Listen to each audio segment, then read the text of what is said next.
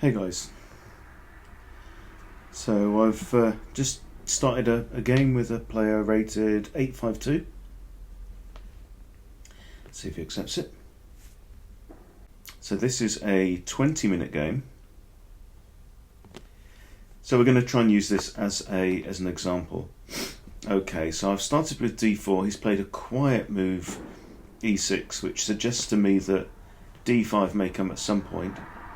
So I'm going to grab the centre because it's there. So now my pawns control 4 important squares. He's pushed his knight. I'm going to gain a tempo by pushing to e5. That will force his knight to move. I may be able to get more advantage as well by chasing his knight around the board a little bit. Obviously he can't go to here or here because of my queen. So he's got 1, 2 squares. Okay. So I could play c4. I think c4 makes sense. It's a normal thematic move.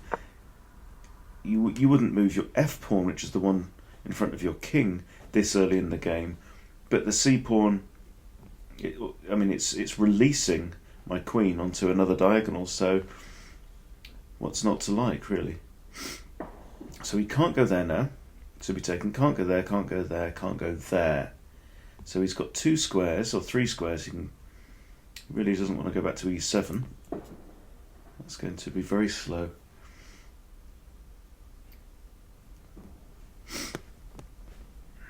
But wherever he goes, I think I'll just continue with development. I want to get my king's minor pieces out now. Now that I've moved the c pawn, there's no chance that I really want to think about castling queenside. So he's made a mistake. This is a blunder already. One really important tip for chess is always to be prepared for the possibility that your opponent will blunder. Everyone blunders. Grandmasters blunder when they're playing short games. I've seen it happen. Okay, so we're a piece up. So what I want to do now that I'm a piece up, is take my time, make sure of the result, don't let my guard down. I could play, so ideas, I've got c5, and if the pawn takes I could grab that knight, but that's just exchanging a developed piece for an undeveloped piece. So that really isn't very advantageous for me. He may push, in which case I might take, and then if he takes and attacks my bishop, there's a risk of queen takes queen. So what I think I'm going to do is play knight c3. Let's just hover this piece. So if we do have an exchange of pawns in the middle of the board, that my queen is now protected by my rook on a1. So I think that looks okay. If my bishop's attacked now, I can maybe move back to here with then 2 defenders on the d4 pawn. Still wanting to bring my other pieces out. Okay, there we go. Now I've got 1, 2 attackers on that square, and he's got 2 defenders, so I can't capture right now. I mean, I can, but it would be a straight exchange. And maybe it would be preferable maybe to push c5, stops his dark square bishop coming here to b4. That's one idea. I could allow him to capture, in which case I get to develop my light square bishop. So let's assume that that's a possibility. I'm going to develop my knight, which has a nice square here on e5, protected by the d4 pawn and the bishop. Okay, now what he's done, he's then captured with his pawn outwards towards the edge of the board, but more importantly, he's allowed me a free recapture and developing my bishop at the same time. Now look at the situation on this board. I have all 4 minor pieces are developed.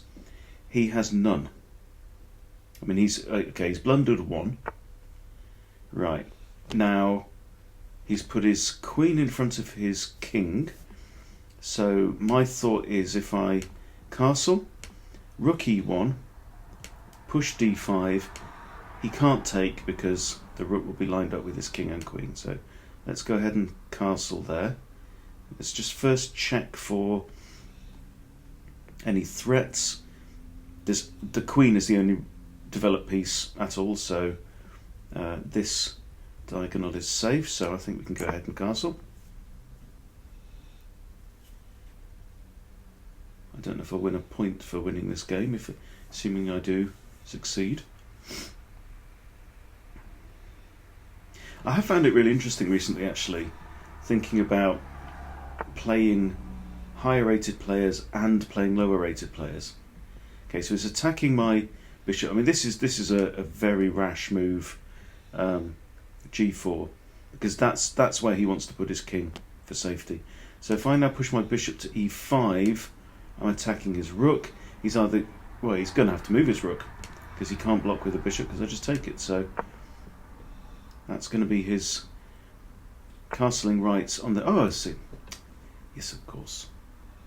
Now, one really important thing: don't ever automatically move the first move that comes into your head. It's not always the right one. Okay, I have got options here. I've got bishop b5 check, queen a4 check. He can block fairly easily. I can just move my bishop back out of the way. I can't move to here because the queen will just take. Same with there. I could still take the knight, but that's still not a very good idea. I'm going to move back to g3, and now I'm expecting him to try and push his pawns up to crush my bishop, but of course I always have h3. My bishop can go back to h2. Okay. Now what's going on? Okay, knight to h4, rook e1, then knight here, attacking the queen. If pawn takes, the queen falls anyway, so let's try that. The knight is safe there, it's protected by the bishop. You can see now my opponent's pawns are really in disarray. Look at this structure. I mean, he has a 4 and a 2, same number of pawns. I have a 2, a 1 and a 3, but his pawns are really all over the place on the board.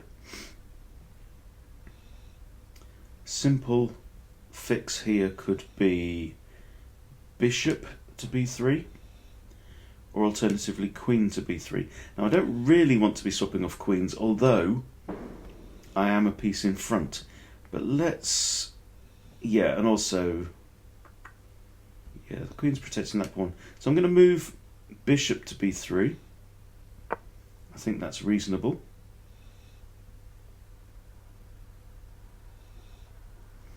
Still got ideas now of rook to e1, where this pawn will be pinned.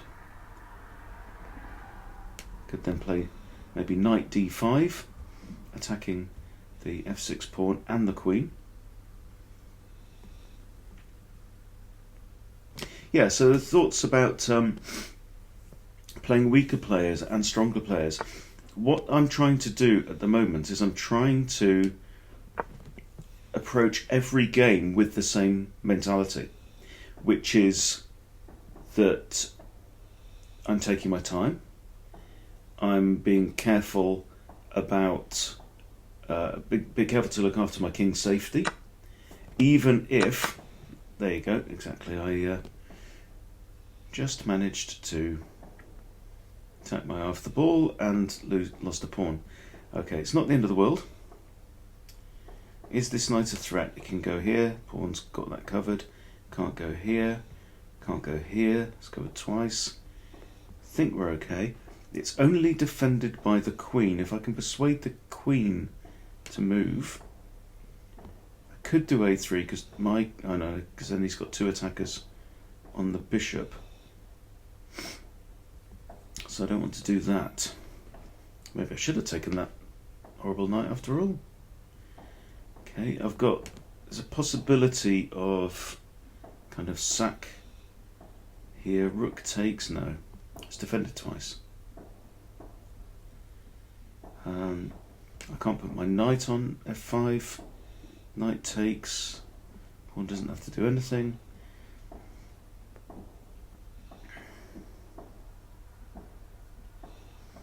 This pawn is obviously on pre. Maybe I should just grab that. There's a risk then of him pushing e5 with a discovered attack from the bishop, but that's okay. I can always move queen h5 with check. My rooks are connected on the back rank. I think we're in a reasonable position.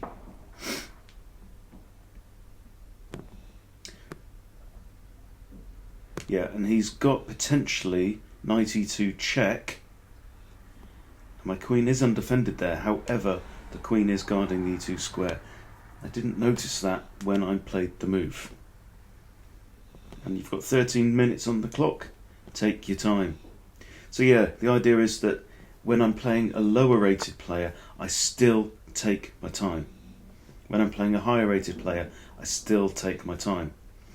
Okay, so I have 1, 2, 3 pieces looking at this square here, and he's got 1, 2, 3 defenders, so nothing gives right now. Now if I play queen h5, let's think about this. Queen h5, check. He can't block with a pawn, and he can't block with a piece. That means the king is going to be forced to move, which is a good thing. I also maybe have knight f5, possibly with check. If he goes here, knight f5, and if his knight captures my knight, queen can capture because this pawn is pinned because of the rook. Now that's not an option, so alright, I've got queen f7. King's on a light square. Queen f7 means the king can't go there or there. And I'll probably win the f6 pawn anyway, so let's try that.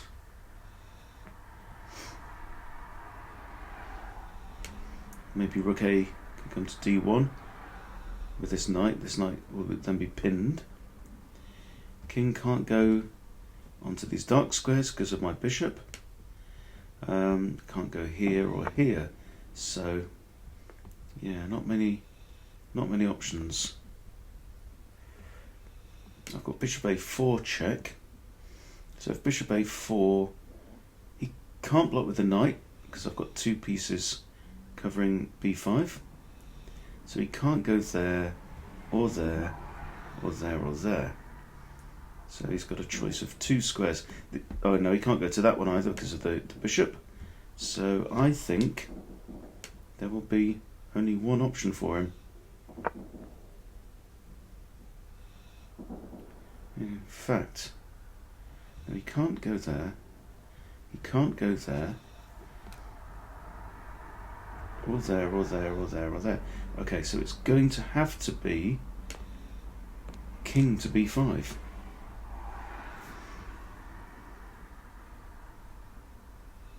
I still have another check with a rook as well.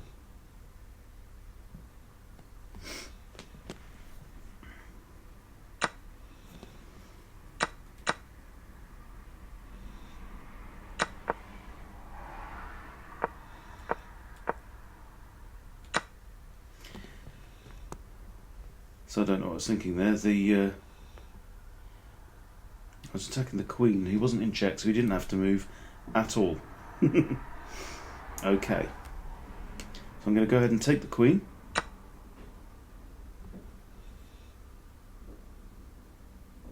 What he should do is take the rook, which is the highest value piece, although he may... No, he should take the knight, actually. Because if he takes my rook, I take his rook, we just swap off material. He's a whole queen down now.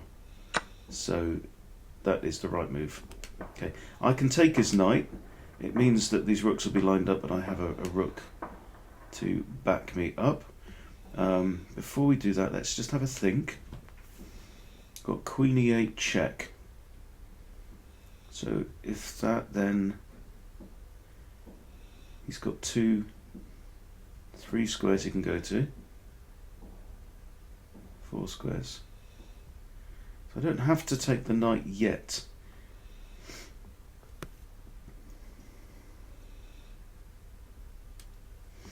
I've also got queen takes f6, threatening the rook.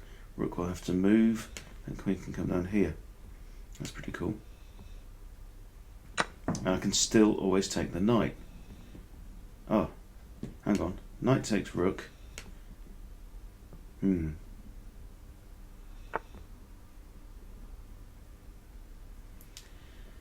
Okay. I'm going to throw in this check now. I couldn't put a rook on c1 because the knight's got that. So I think, yeah, I've lost a little bit of material, but we should still be okay.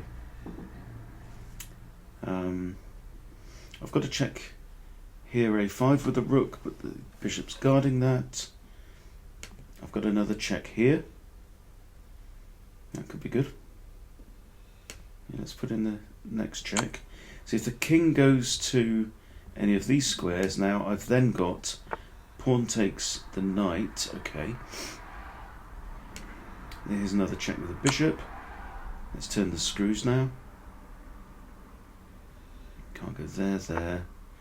Yeah, I think that's pretty much your only option. I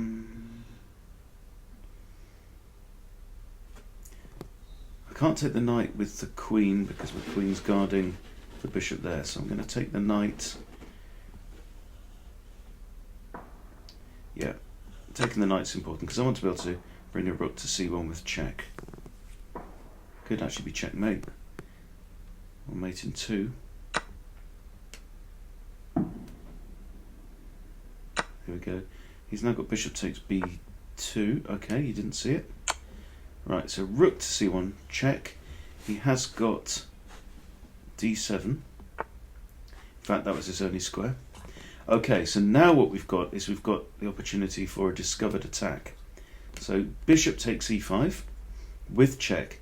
King has to move, and then I can take the bishop on g7. King has 3 squares it can move to. There's no piece that can block the attack.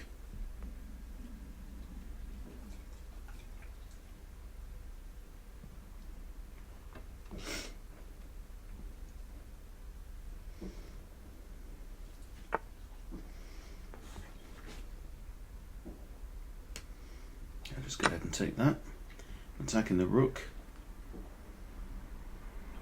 So I'm now up a queen and a knight and 2 pawns. Right, now I think is the time to put the screws on. So I'm thinking rook e1 will force the king to there. Yeah, that's safe. There's no... The thing you've really got to watch out for in situations like this is getting back ranked. So when you've got your 3 pawns here and your king doesn't have an escape square, so it can't move off the back rank, a rook just suddenly dropping down to there could be absolutely deadly. Okay, so let's think, how is there a nice finish here? So he's now got 2 attackers on the bishop. I could take h7, but that's still only 1 defender, so he could then go ahead and just grab the bishop. I can't recapture with the queen. So the bishop's going to have to move. I'm going to put it here on c3, where it's protecting the b2 pawn and is protected by the b2 pawn. A very common pattern for endgames. Let's throw in a check now. He has 2 squares. So he's on a light square, so I can't use my bishop quite yet, but rook e7 will force him onto the back rank, and then I think queen d8 should be checkmate. Yeah, there we go. Okay, so I hope that was useful for you. I'm just trying to show how to beat players ranked under 1000. So this guy was rated 850. If that's around your level, you kind of know what to look out for. It's all the same basic stuff with chess at the beginner and intermediate level. Bottom line is, take your time and don't blunder. but always be ready for your opponent to blunder, because they do, right? Everyone blunders from time to time. Sometimes people play very accurate games at every level, but if you're patient and if you keep the pressure on your opponent, you can expect them to make those mistakes. So yeah, hope that's good for you. I'll see you next time.